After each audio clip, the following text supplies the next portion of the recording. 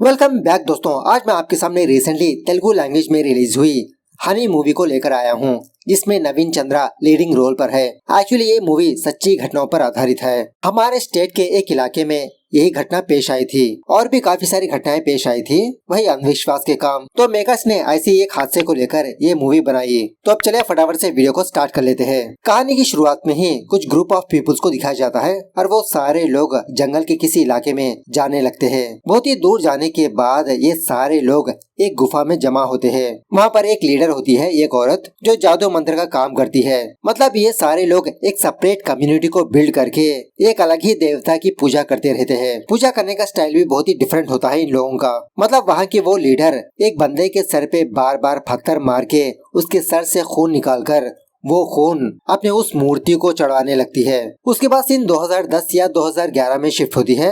मतलब इस मूवी की कहानी इसी साल से स्टार्ट होती है, जहाँ पर आनंद नाम के एक बंदे को दिखाया जाता है। फिलहाल इसके सारे एम्प्लॉयज आनंद को बहुत मारते पीटते रहते हैं, क्योंकि आनंद बिना काम किए कुछ पूजा पाठ करते रहता है, कुछ अजीब तरह के रिचुअल्स। ये बात वहाँ की स्टाफ नोटिस करके आनंद को बहुत मार पीट कर इसको जॉब से निकाल देते हैं। आनंद घर वापस आने के बाद इसकी बीवी ललिता आनंद से पूछने लगती है, अरे आपके शरीर पर इतने सारे जख्म कैसे और आप इतना जल्दी घर वापस क्यों आ गए। एक्चुअली यहाँ पर आनंद और ललिता की लव मैरिज हुई होती है। कुछ सालों के बाद इनको एक बच्ची पैदा होती है जिसका नाम होता है मीरा।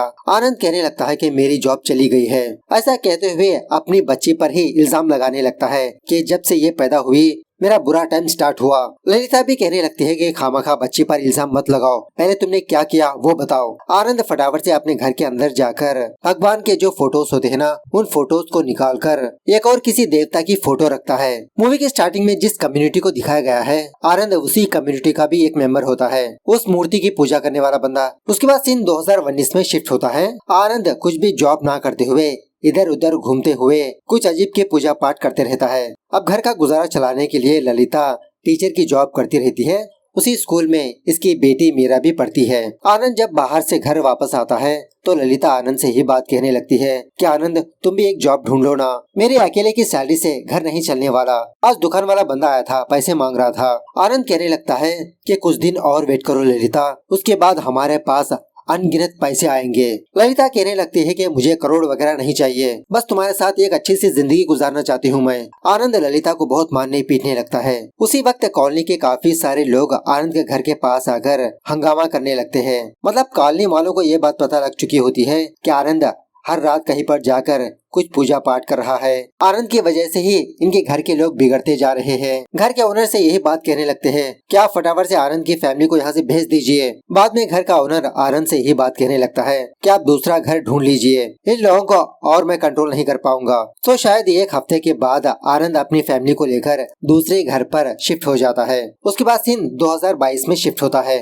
ललिता की फैमिली जिस घर पर रहते हैं उसी घर के ऊपर एक म्यूजिक टीचर और उसका फादर रहने के लिए आते हैं। मतलब उस म्यूजिक टीचर का गाना सुनकर ललिता अपनी बेटी को लेकर उनके घर पर जाती है। इत्तेफाक की बात यह है कि ये म्यूजिक टीचर उसी स्कूल में पढ़ाने के लिए आती है जहाँ पर ललिता पढ़ाती है। ललिता इस म्यूजिक टीचर से रिक्वेस्ट करने लगती है कि आप मेरी बेटी को भी म्यूजिक सिखाओगे। तो वो लड़की हाँ का जवाब देने लगती है, अरे क्यों नहीं, आधा घंटा मैं मीरा के लिए निकाल लूंगी। जब वो लड़की ललिता के हस्बैंड के बारे में पूछने लगती है तो ललिता झूठ बोलने लगती है कि वो सॉफ्टवेयर एम्प्लॉय है, वर्क फ्रॉम होम ही करते हैं। दूसरी तरफ आनंद घर में बैठकर पता नहीं क्या अजीब की चीजें करते रहता है, कोई मंत्र वगैरह डेट्स वगैरह लिखते रहता है। खैर एक दिन आधी रात को सारंगापानी नाम का एक बंदा आनंद के घर के पास आता है और ये दोनों कुछ चीजों के बारे में बात करने लगते हैं। मतलब वो सारंगापानी कहने लगता है कि कुछ दिनों के बाद वो काम स्टार्ट करना होगा, तुम्हारे पास बच्ची है इसीलिए हमने तुमको सिलेक्ट किया, वरना दुनिया में काफी सारे लोग भी है आनंद, अगर ये काम करोगे तुमको अच्छे खासे पैसे मिलेंगे। आनंद कहने लगता है कि पहले तो मुझे अपनी बीवी को मनवाना पड़ेगा, देखता हूँ क्या होता है। इस तरह से कुछ बात करने लगते हैं। ये सारी बातें ललिता चुप चुप के सुनती रहती है। इन दोनों की बातें इसको कुछ भी समझ में नहीं आती कि ये दोनों किसके बारे में बात कर रहे हैं। वो सारंगापानी जाने के बाद ललिता आनंद से यही बात पूछने लगती है कि इतनी रात को वो बंदा कौन था और हमारे घर पर क्यों आया और तुम दोबारा ये पूजा पाठ करना स्टार्ट किया। अरे आनंद ये सारे काम बस करो यार। अब ललिता जोर जोर से बात कर रही होती है। आनंद ललिता का मुंह बंद करने लगता है कि धीमी आवाज में बात करो, लोग सुन लेंगे। इस तरह से ललिता को दोबारा बहुत मारने पीटने लगता है। उसी वक्त वो म्यूजिक टीचर उसका फादर फटाफट से आनंद के घर में आते हैं। पूछने लगते हैं कि आवाजें कैसी। आनंद कहने लगता है कि सर बस वाइफ एंड हस्बैंड का एक छोटा सा मामला है। वो बंदा कहने लगता है कि वाइफ एंड हस्बैंड के बीच छोटे मोटे झगड़े होते हैं, लेकिन बच्चे के सामने ऐसा झगड़ा करना ठीक नहीं। इस तरह से वो म्यूजिक टीचर मीरा को अपने घर पर ले जाती है। खैर सुबह होने के बाद वो म्यूजिक टीचर ललिता से स्कूल में मुलाकात करके कल रात के बारे में पूछने लगती है कि किस बात से आप दोनों के बीच झगड़ा हुआ था। लेकिन ललिता इस लड़की को ओपनली नहीं बताती, बस यही कहने लगती है कि ये तो बस हमारे घर में चलता ही है और वैसे ये बात आप किसी से भी शेयर मत करिए। वो म्यूजिक टीचर कहने लगती है अरे क्या बात कर रहे हो, मैं इतनी भी इनमेच्योर नहीं हूँ। थोड़ी देर के बाद मीरा अपनी माँ ललिता के पास आती है। कहने लगती है कि माँ तुम कभी भी दोबारा म्यूजिक टीचर के घर पर मत भेजो। मतलब कल रात जब मीरा इस म्यूजिक टीचर के घर पर आई थी सोने के लिए, उस वक्त उस म्यूजिक टीचर का फादर मीरा के साथ गलत जगह पर टच किया। मुझे यहाँ पर एक बात समझ में नहीं आई कि कौन फादर अपनी जवान बेटी के पास होता है। खैर मीरा से ये बात सुनने के बाद ललिता बहुत दुखी होने लगती है, लेकिन ये बात उस म्यूजिक टीचर को नहीं बताती। उसी रात जब आनंद छत पर जाकर दारू पी रहा होता है, ललिता आनंद के पास आकर यही बात कहने लगती है कि आनंद आज के बाद से हम दोनों अच्छे से जिंदगी गुजारेंगे, कभी भी बच्ची के सामने हम लड़ाई नहीं करेंगे। हम दोनों की झगड़ों की वजह से मीरा बहुत डिस्टर्ब हो रही है। आनंद कहने लगता है अरे हाँ ललिता, मैं भी यही कहना चाहता हूँ, हम दोनों अच्छे से हमारी जिंदगी गुजारेंगे। बस एक लास्ट काम करना है, उसके बाद हमारी जिंदगी संवर जाएगी। मैं 10 दिनों तक बाहर जाने वाला हूँ, ये 10 दिन तुम वेकेशन पर जाओ। ललिता कहने लगती है कि मैं वेकेशन पर नहीं जाऊंगी, गुरुजी के आश्रम पर चली जाऊंगी। आनंद कहने लगता है ठीक है तुम्हारी मर्जी, लेकिन मैं वापस आने के बाद हमारी किस्मत बदल जाएगी। सो दूसरे दिन उसी तरह से ललिता मीरा को लेकर एक गुरुजी के आश्रम पर जाती है।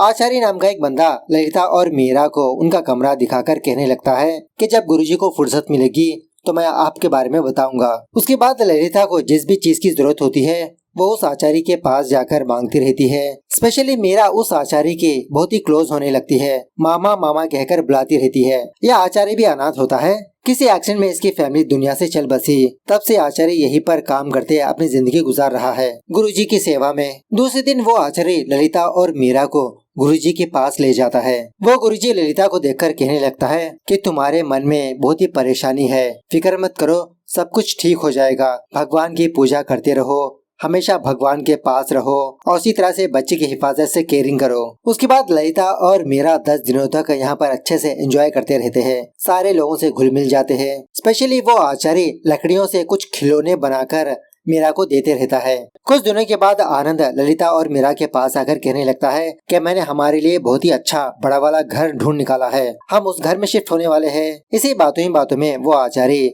इनके पास आता है। मीरा को दोबारा एक खिलौना देते हुए कहने लगता है कि मैंने सुना है आप लोग आज ही निकलने वाले हो, क्या जब जब मैं आपके घर आ सकता हूँ? आनंद कहने लगता है कि इसकी कोई जरूरत नहीं, मैं खुद मीरा को आश्रम पर लाऊंगा। बाद में आनंद अपनी फैमिली को लेकर सच में एक बड़े वाले घर के पास लाता है। इस घर के पास ऑलरेडी वो सारंगा पानी होता है, घर में कुछ मरम्मत करवाते रहता है। रमणा नाम की एक औरत भी यहाँ पर रहती है ललिता और मीरा की केयरिंग करने के लिए। थोड़ी देर के बाद वो सारंगा पानी आनंद को एक कपड़ा देते हुए कहने लगता है कि इस कपड़े से मीरा से प्रैक्टिस करवाओ, रमणा मीरा को सब कुछ सिखा देगी। रात होने के बाद ललिता आनंद से यही बात पूछने लगती है कि तुमने कहा था कि 10 दिनों के बाद सब कुछ ठीक हो जाएगा, लेकिन तुम हम लोगों को यहाँ पर क्यों लेकर आए हो? इन लोगों को देखकर मुझे बहुत ही डर लग रहा है और तुम इस मामले में हमारी बच्ची को भी खींच रहे हो। आनंद कहने लगता है कि ललिता मीरा से एक छोटा सा काम करवाना होगा, उसके बाद हमारी तकदीर बदल जाएगी। इस काम के लिए नाबालिग छोटी बच्चियां ही चाहिए। सारंगापानी ने मुझे ये काम सौंपा। अरे मीरा मेरी भी बच्ची है, मैं उसकी केयरिंग करूंगा। इस तरह से एडवांस के तौर पर कुछ पैसे भी ललिता के हाथ में रखता है। सडनली इतने सारे पैसे देखकर ललिता के भी होश उड़ जाते हैं। कहने लगता है कि पूरा काम खत्म होने के बाद और भी पैसे मिलेंगे। सुबह होने के बाद ललिता मीरा को समझाने लगती है कि बेटा आज तुम अपने पापा के साथ बाहर जा रही हो और तुम्हारे पापा जो बोलेंगे वही करो। इस तरह से आनंद अपनी बेटी मीरा को लेकर कहीं पर जाने लगता है। कहीं पर भी नहीं, पहले ये लोग उस गुफा पर जाते हैं जहाँ पर एक औरत बैठी होती है। उस औरत से मीरा आशीर्वाद लेकर किसी दूसरी जगह पर आते हैं। वहाँ का एक बंदा थैले में कुछ रखकर मीरा के हाथ में देने लगता है। इस थैले को देखकर मीरा डरने लगती है क्योंकि इस थैले के अंदर कुछ हिल रहा होता है। रूल ये होता है कि इस थैले को कोई दूसरा बंदा छूना नहीं और उसी तरह से नीचे भी नहीं रखना चाहिए। आनंद मीरा को हौसला देने लगता है। अरे कुछ नहीं होगा, मैं हूँ ना तुम्हारे साथ, ले लो बेटा वो थैला ले लो। तो मीरा उसी तरह से उस थैले को अपने हाथ में लेने के बाद ये दोनों वापस अपने घर पर आने लगते हैं। एक्चुअली उस थैले में एक काली बिल्ली होती है। सारंगापानी ने ऑलरेडी एक कमरे को रेडी कर चुका होता है। बिल्ली को उस कमरे में रखने के बाद मीरा भी कुछ दिनों तक उसी बिल्ली के पास रहना होगा, मतलब वहीं पर सोना होगा, वहीं पर बैठना होगा। तकरीबन 10 या 12 दिनों तक मीरा अपनी माँ को ही देख नहीं पाती। बस टाइम पर वो रमणा बिल्ली को दूध डालती, उसी तरह से मीरा को खाना देने लगती। इसी दरमियान में ये रमणा मीरा को कुछ प्रैक्टिस भी करवाती रहती है, एक बिल्ली का शेप बनाकर। फाइनली कुछ दिनों के बाद एक रात जब वो बिल्ली जोर जोर से चिल्लाने लगती है तो आनंद फटाफट से उस कमरे के पास जाता है। आनंद और रमणा उस कमरे के छत के ऊपर रस्सी बांधने लगते हैं। आनंद मीरा को समझाने लगता है कि मीरा अब वो टाइम आ चुका है, जब मैं बोलूं तब तुम इस रस्सी को खींचो। बाद में रमणा उस सारंगापानी को कॉल करके यहाँ पर बुलाती है और उसी तरह से कुछ अजीब की पूजा भी स्टार्ट कर देती है। इस तरफ कमरे में ये बिल्ली जोर जोर से चीखती चिल्लाती रहती है, नाखून नोचने लगती है। मीरा उस बिल्ली को लेकर इसके गले में फांसी का फंदा लगाने लगती है। थोड़ी देर के बाद वो बिल्ली कुछ बच्चों को जन्म देती है। वो जन्म देने के बाद आनंद खिड़की से ही उस रस्सी को खींच लेता है, मतलब उस बिल्ली को फांसी लगाने लगता है। अब वो नजारा देखकर ललिता बेहोश गिर जाती है। बाद में वो रमणा मीरा को दोबारा उस कमरे पर लाकर उस बिल्ली ने जिन बच्चों को जन्म दिया वहाँ पर ही थोड़ा सा खून होता है। मीरा अपने हाथों से उस खून को एक छोटे से बर्तन में स्टोर करने लगती है। वो सारंगापानी उस बर्तन को लेकर कुछ अलग पूजा करने लगता है। यहाँ पर ये लोग क्या कर रहे हैं ये हमको आगे पता चलेगा। खैर दूसरे दिन आनंद एक लेडी डॉक्टर को कुछ पैसे देकर ललिता के पास लाता है। वो डॉक्टर ललिता को कुछ इंजेक्शंस डालने लगती है उसकी मेंटल कंडीशन को बिगाड़ने के लिए। वो डॉक्टर कहने लगती है कि इस इंजेक्शन के बाद ललिता बहुत ही वायलेंट तरीके से बिहेव करेगी, उसको कंट्रोल करना होगा। इस तरह से जब जब वो डॉक्टर ललिता को वही इंजेक्शन डालती रहती है, उसे बेहोश करती रहती है। सच में इस इंजेक्शन के बाद ललिता बहुत ही वायलेंट तरीके से बिहेव करने लगती है, एक पागलों की तरह। ये सारी चीजें चुप चुप के मीरा देखकर इसको तो बहुत डर होने लगता है। जब अपनी माँ के पास जाने वाली होती है तो रमणा मीरा को रोकने लगती है कि तुम्हारी माँ की तबीयत ठीक नहीं, तुम अंदर नहीं जा सकती। एक दिन जब मीरा सो रही होती है तो अचानक से मीरा को इसकी हम शक्ल जैसी बिल्ली टाइप की लड़की नजर आती है। मीरा पूछने लगती है कि तुम कौन हो। वो लड़की कहने लगती है तुम मुझे अपनी बहन मान सकती हो। मीरा पूछने लगती है कि तुम्हारा नाम क्या है। वो बच्ची कहने लगती है मेरा कुछ भी नाम नहीं, लेकिन तुम मुझे एक अच्छा सा नाम रख सकती हो। मीरा कहने लगती है कि बचपन में मुझे मेरी माँ हनी कहकर बुलाया करती थी। वो बच्ची कहने लगती है ठीक है, आज के बाद से मेरा नाम हनी है। हनी पूछने लगती है क्या तुम अपनी माँ को देखना चाहती हो, तो चलो मेरे साथ। दूसरी तरफ कमरे में आनंद और रमणा कांड करते रहते हैं। मीरा उस हनी से पूछने लगती है माँ जिस कमरे में रहती है उस कमरे को ताला लगा है। हनी कहने लगती है कि ताले की चाबी कहाँ पर है मुझे पता है। इस तरह से उस मंदिर वाले रूम पर ले जाती है, वहीं पर उस ताले की चाबी होती है। मीरा दरवाजा ओपन करने से पहले जब अंदर झांकने लगती है तो इसकी माँ बहुत ही अजीब सी हरकतें करती रहती है। मीरा बेचारी डर के मारे दरवाजा ओपन नहीं करती। दूसरे दिन आनंद वही लेडी डॉक्टर को मीरा के पास लाकर कुछ इंजेक्शन डलवाने लगता है। एक्चुअली मीरा जल्दी मैच्योर ना हो उसी की इंजेक्शन होती है, क्योंकि नाबालिग लड़कियां ही इस काम को करना होता है, इसीलिए आनंद ये काम करवाता है। मीरा अपना जो भी दुख हो उस हनी से शेयर करती रहती है कि पता नहीं कब मेरी माँ ठीक होगी, कब मैं नॉर्मल तरीके से स्कूल जाऊंगी। दूसरी रात आनंद और सारंगापानी वही काम करने लगते हैं, मतलब किसी जगह पर मीरा को बुला ले जाकर एक बिल्ली लाते हैं। उसी कमरे में बिल्ली को बांधकर उसकी केयरिंग करने लगते हैं। एक दिन वो आश्रम वाला बंदा आचार्य उस म्यूजिक टीचर के घर के पास आकर ललिता के बारे में पूछने लगता है। म्यूजिक टीचर कहने लगती है कि उन्होंने तो कब का इस घर को खाली कर दिया, तकरीबन 1 साल बीत गया। अब वो लोग कहाँ पर रहते हैं हमें आइडिया नहीं। ललिता मैडम ने स्कूल में भी कुछ बताया नहीं। इस तरफ आनंद ललिता को वही इंजेक्शन डलवाकर पागल करने की कोशिश करते रहता है, क्योंकि अगर ललिता ठीक रहेगी तो मीरा को बाहर नहीं भेजने देगी, ये काम नहीं करने देगी, इसलिए घर में बांध कर रखता है ललिता को। खैर कुछ दिनों के बाद जब वो बिल्ली भी बच्चों को जन्म देती है, आनंद उस बिल्ली को मार देता है। जन्म देने के बाद बिल्ली का जो खून होता है वो मीरा कलेक्ट करके आनंद को देती रहती है। तो ये सिलसिला ऐसे ही चलने लगता है। वो लेडी डॉक्टर आनंद और सारंगापानी से कहने लगती है कि 2 साल तक अगर उस बच्ची को ऐसे ही इंजेक्शन डालते रहेंगे तो हार्मोन्स चेंज हो जाएंगे, उस बच्ची को प्रॉब्लम हो सकती है, बाद में आपकी मर्जी। जरा भी अगर ये बात बाहर आएगी तो हम सारे लोग अंदर जा सकते हैं। लेकिन फिर भी आनंद नहीं मानता।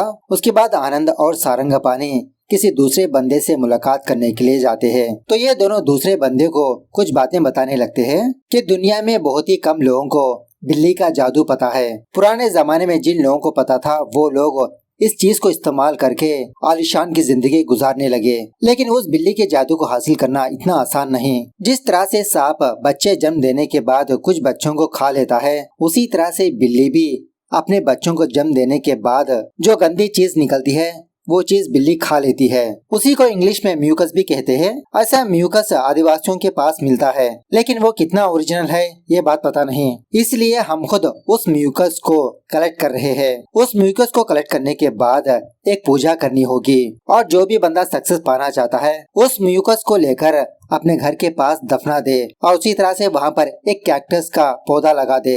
जब तक वो पौधा जिंदा रहेगा उसके घर में धन संपत्ति आती रहेगी। सो ऐसा ही काम करने की वजह से दूसरे लोग इनको पैसे देते रहते हैं। अब ऑफ कोर्स इस काम को करने के लिए एक नाबालिग लड़की चाहिए, तो आनंद ने अपनी बेटी को सिलेक्ट किया। इस तरह से देखते देखते ये लोग काफी सारी बिल्लियों को मार चुके होते हैं। बार बार इंजेक्शन लेने की वजह से मीरा की तबीयत बहुत बिगड़ जाती है। ऑलमोस्ट 2 साल तक आनंद और सारंगापानी यही काम करते रहते हैं। खैर एक दिन जब रमना अपने घर में कामकाज कर रही होती है तो उसी वक्त घर का दरवाजा कोई खटखटाने लगता है। रमणा दरवाजा ओपन करती है और यहाँ पर ये सीन कट होता है। थोड़ी देर के बाद जब आनंद घर के पास आता है तो इसको कहीं पर भी रमणा नजर नहीं आती।